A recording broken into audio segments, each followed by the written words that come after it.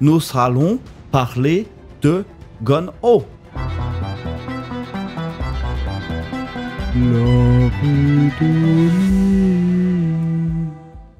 Au scénario, von Enschersberg Benjamin, N au dessin, von Kuman Thomas. On est dans une époque pas si lointaine où un virus proche de la rage a contaminé les animaux, mais surtout les singes, qui sont dans une espèce de folie meurtrière. Et les humains, ne pouvant pas faire front, ont décidé de tous vivre uniquement dans des villages fortifiés, qui communiquent entre eux via des trains, qui gèrent à la fois l'approvisionnement et la communication. Et dans ce contexte assez dur, on va suivre la vie d'un village, qui est un petit peu le plus dangereux, dans lequel vont arriver deux adolescents, Zach et Archer, qui ont été virés de partout ailleurs. C'est leur dernière chance.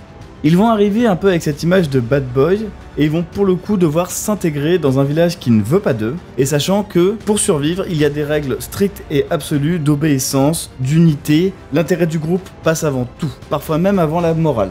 Le rythme qu'on va vivre est assez proche du rythme de la vie pour le coup. On va suivre les adolescents faire leur vie d'adolescents, même s'il y a un contexte qui est lourd. On va avoir aussi le point de vue des adultes, donc quelque part, on ne prend pas parti pour l'un ou pour l'autre, on comprend les intérêts et les raisons de chacun, mais ça peut exploser à tout moment. S'il y a une attaque des singes, si les adultes se rendent compte que quelque chose ne va pas, s'il n'y a plus de nourriture, ou alors peut-être même s'il y a des conflits d'intérêts ou des embrouilles entre les gens de ce même village.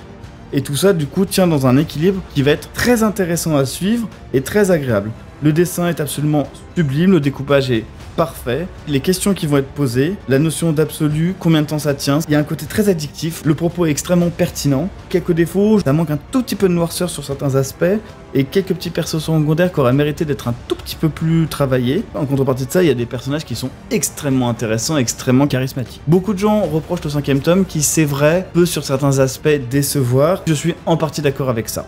Foncez, c'est de la bombe. Abonne-toi.